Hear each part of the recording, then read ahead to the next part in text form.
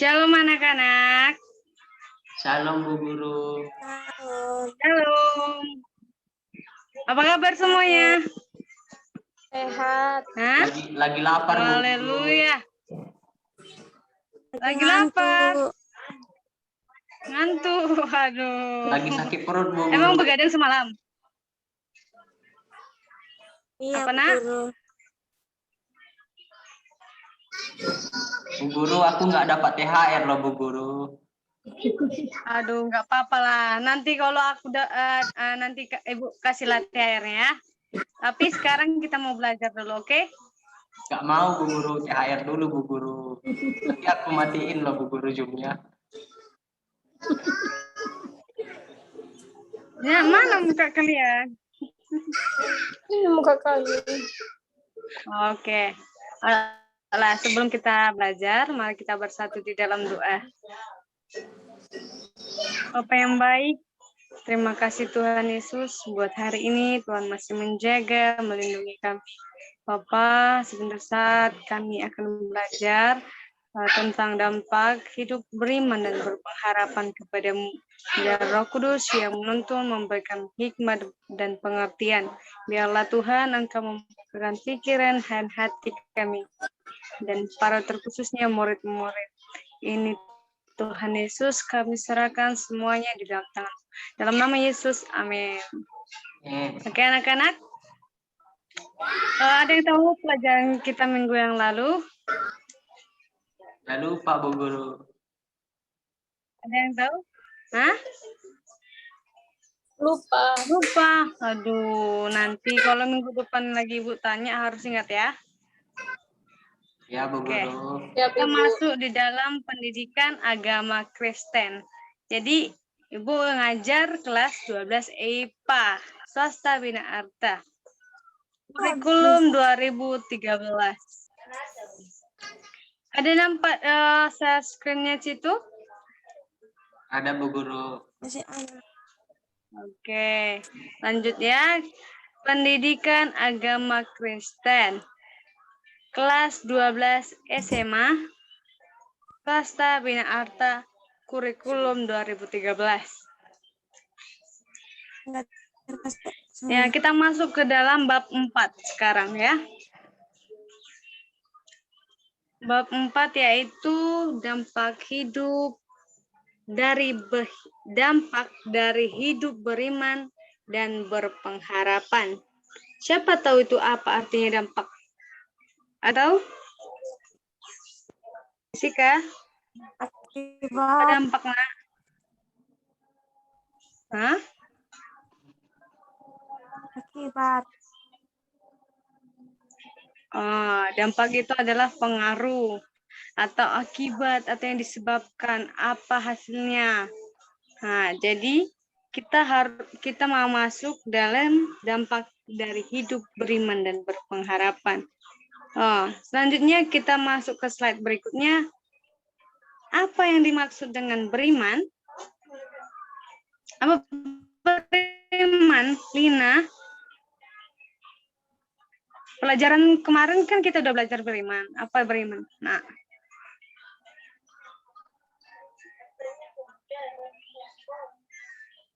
apa itu beriman? Beriman itu, Bu, percaya atau berharap kepada Tuhan. Iya, benar sekali. Benar.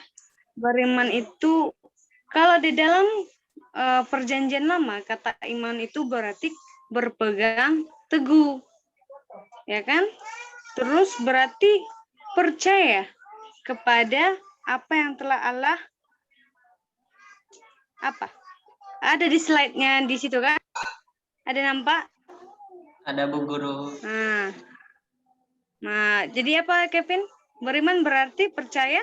Beriman berarti percaya kepada Allah yang telah menyatakan diri di dalam Yesus Kristus. Iya, benar sekali. Nah, terus kalau berpengharapan itu apa? Ada yang tahu? Berpengharapan itu apa, Kevin? Baca, Nak. Berpengharapan itu ya Yang Bu, di layar itu. pengharapan itu adalah suatu keinginan akan sesuatu yang baik atau suatu tujuan. Nah, benar sekali. Selanjutnya, tanpa iman, maka manusia tidak akan mempunyai harapan. Saya di sini apa harapan kalian di tahun ini dulu? Jessica, apa nak? Ya, Bu. Apa pengharapannya di tahun ini, nak? Semoga lulus SMA. Amin. Ya, benar. Kalau Kevin? Aku mau dapat mobil-mobilan yang besar nanti Bu. Oh, mobil-mobilan ya? Mobil aja lah, jangan mobil-mobilan. Oke, di slide selanjutnya. Oh, Kak Lina. Lina, harapan di tahun ini apa? Aku bisa jalan-jalan, Bu. Luar Kemana? negeri, ke Eropa, Bu. Kalau kita berpengharapan, beriman kepada Tuhan, yakin dan pasti, kita apa? Semoga kita sampai. Semoga apa yang kita harapkan itu tercapai ya. Iya, Oke, di slide berikutnya itu tentang iman, pengharapan menjadi kenyataan. Kalau kita beriman kepada Tuhan dan berpengharapan kepadanya, tetap berdoa dan membangun persekutuan kepadanya, maka apa yang kita harapkan, apa yang kita dambakan itu bisa menjadi kenyataan. Kalau kita yakin dan percaya kepada Tuhan Yesus. Oke, amin? Amin Bu. Oke, di slide selanjutnya yaitu tentang iman dan pengharapan. Iman, fungsi iman itu apa? Fungsi iman itu, oke, lanjut di slide-nya yaitu fungsi iman dan pengharapan diibaratkan seperti dayung dan perahu. Kenapa? Jika tidak ada iman dan pengharapan, maka kehidupan tidak akan jalan. Siapa pernah lihat ini perahu atau dayung gitu, perahu dayung? Ada yang pernah lihat? Belum pernah Bu. Jessica pernah lihat? Pernah lihat di TV, Bu. Oh, di TV boleh. Dalam mimpi, Bu. Kalau misalnya ada perahu nggak ada dayung, maka perahu itu nggak. Makannya jangan lupa gosok gigi ya. Bu, suara Ibu nggak kedengaran Bu, sini Bu.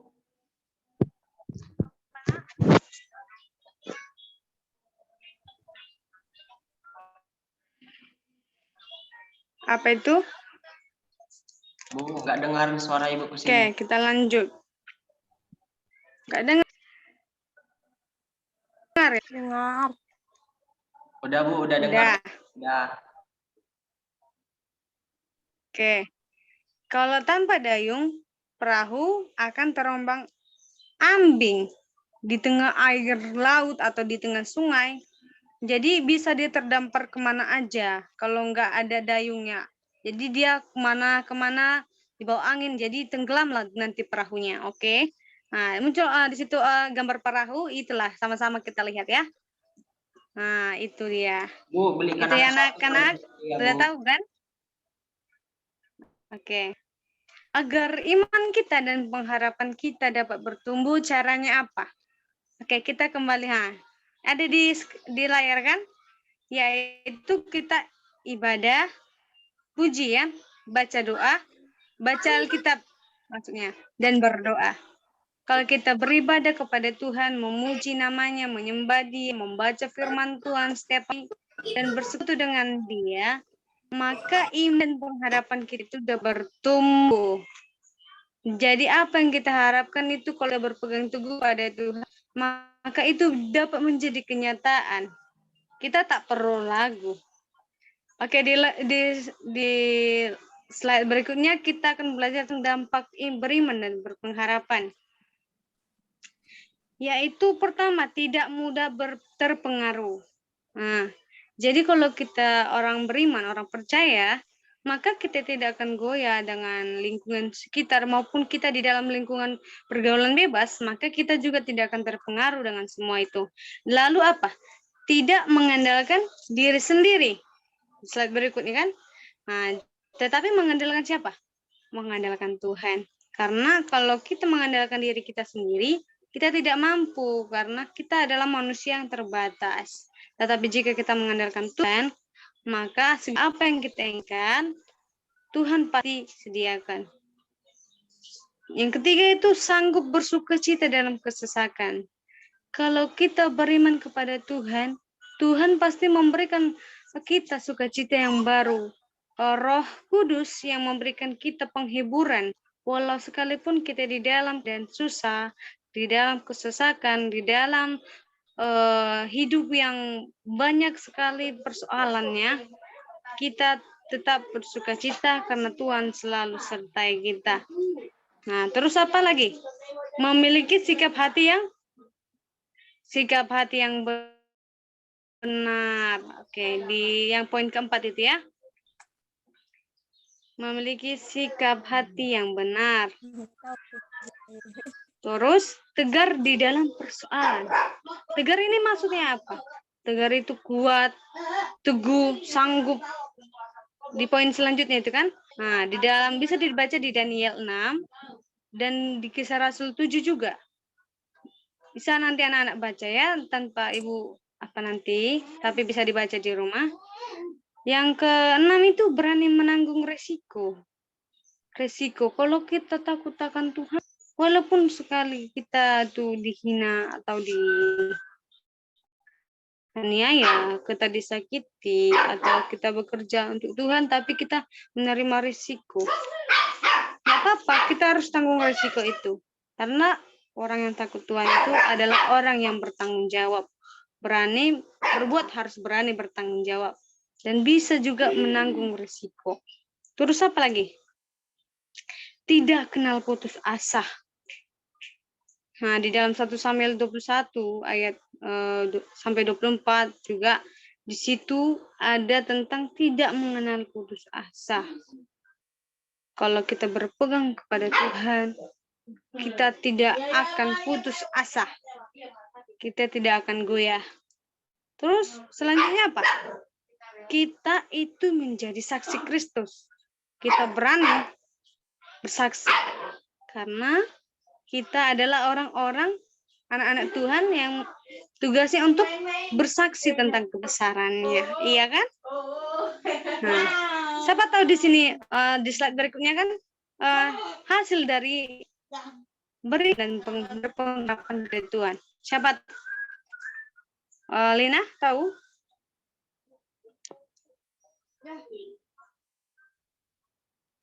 Ada yang tahu? Kevin? Tidak akan Hasil dari kalau kita... Oke, mantap sekali, benar. Ya, udah keluar.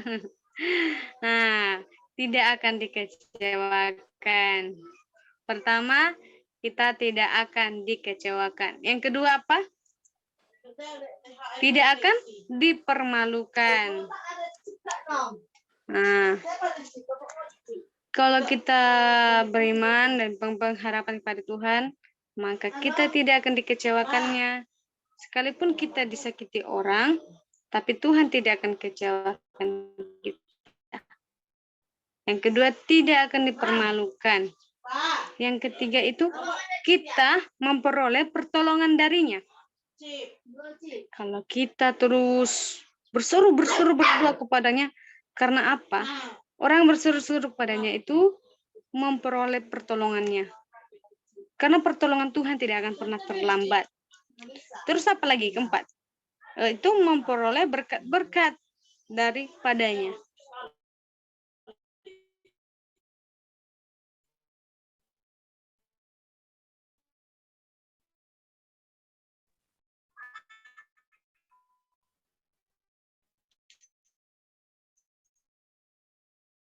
Ya kan? Siapa di sini sesuatu yang hal-hal yang tidak pernah atau pernah dapat hadiah? Jessica. Ya, Bu. Pernah mendapatkan berkat dari Tuhan?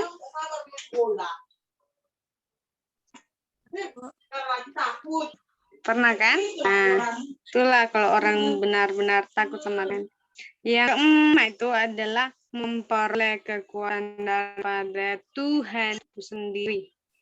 Di saat kita lemah, di saat kita merasa letih lesu, Tuhan memberikan kekuatan baru. Di poin yang berikutnya, akan mendapatkan kemerdekaan dari perbudakan kebinasaan. Maksudnya itu apa? Kita merdeka karena darah Yesus, melalui darahnya di kayu salib. Kita telah mendapatkan kemerdekaan. Roh Allah telah memerdekakan kita, membuat hidup yang baru. Kita tidak di bawah pimpinan atau bukan maut atau perbuatan kebinasaan atau itu hukum dosa atau hukum maut. Ya. Yang poin berikutnya itu adalah itu memperoleh pembelaan Allah. Nah, pembelaan Allah ini kita peroleh apa? Ketika kita dituduh, tapi kita memperoleh pembelaan Allah. Oke, yang terakhir yaitu memperoleh penghiburan Allah.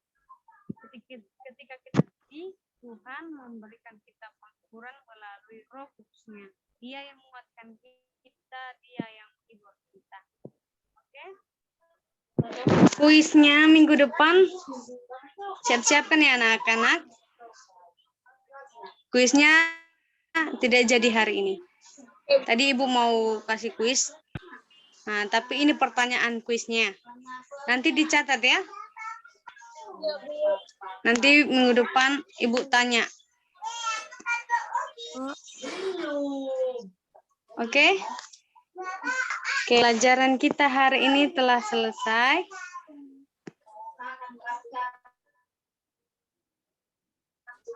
Mari kita simak apa yang tadi Ibu bilang, yaitu hidup beriman dan pengharapan itu bagaimana, dan hasil dari iman itu bagaimana. Nanti minggu depan Ibu tanya, oke? Yalah. Mari kita bersatu di dalam doa.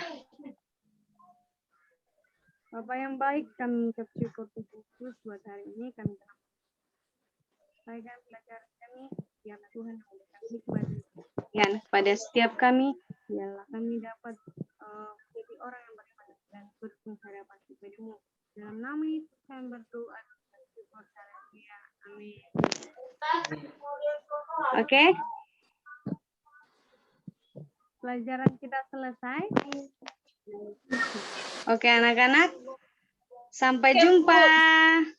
Dadah Bu. Shalom. Shalom. Oke. Bye.